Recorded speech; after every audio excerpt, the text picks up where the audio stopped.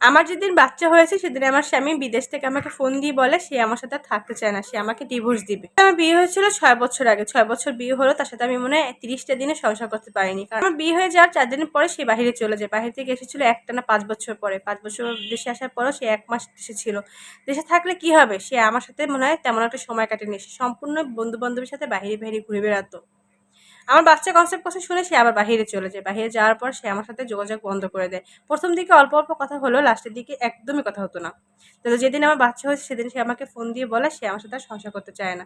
আমার শ্বশুর উপস্থিত ছিল। আমার শ্বশুর শুনে তার ছেলের সাথে যোগাযোগ করার চেষ্টা করছে, কিন্তু তখন তার ফোন বন্ধ পেয়েছে। পর আমি ক্লিনিক থেকে বাসা চলে যাই। ক্লিনিক থেকে বাসা যাওয়ার পরে মোটামুটি সুস্থ হয়ে তার এক বন্ধুর সাথে আমার মোটামুটি পরিচয় ছিল, তার সাথে আমি যোগাযোগ করি।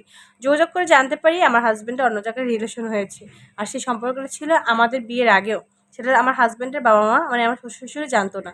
সেই মেয়ের সাথে তাদের সম্পর্ক কখনোই ভাঙেনি। মাঝখান থেকে আমার জীবনটা নষ্ট হয়ে গেল। সেই ভাইটা বলছে আমার হাজবেন্ড বর্তমানে নাকি দেশেই আছে এবং তারা কিছুদিনের মধ্যে বিয়ে করবে।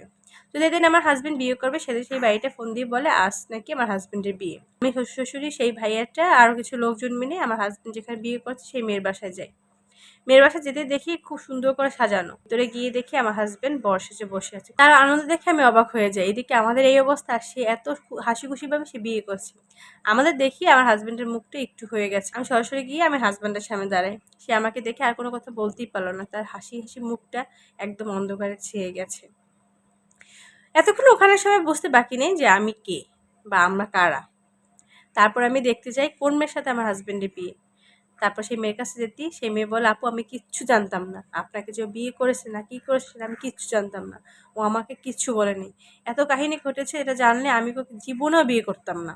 আর এখন আমি ওকে আর বিয়ে করবো না, আমি ওকে আর ভালোই বাসি না। ওই মেয়ে আমার হাজবেন্ডের কাছে যেয়ে বলে তুমি যে এমন মানুষ সেটা জানলে আমি তোমার সাথে কোনো সম্পর্কই রাখতাম না। আমরা ওদিকে পুলিশও নিয়ে এসেছিলাম। আমার হাজবেন্ডকে পুলিশে নিয়ে যায়। তাকে পুলিশে নিয়ে যাওয়ার পর আমি তাকে ডিভোর্স দিয়ে দেই। যে লোকটা নিজের বউকে সম্মান দিতে পারে না, ভালোবাসতে পারে না, নিজের বাচ্চা জন্ম হওয়ার পর বউকে বলে ডিভোর্স দিবে, সেই লোকটার সাথে আর সংসার করা সম্ভব না। ওই মেয়েও আমার হাজবেন্ডের সঙ্গে আর কোনো রকমের যোগাযোগ রাখে না। তো আলহামদুলিল্লাহ আমি আমার এখন সন্তানকে নিয়ে ভালো আছি। সবাই দোয়া করবেন। এটা সম্পূর্ণ একটা কাহিনী। যদি ভালো লাগে থাকে অবশ্যই পাশে থাকবেন। আসসালামু আলাইকুম, আল্লাহ হাফেজ।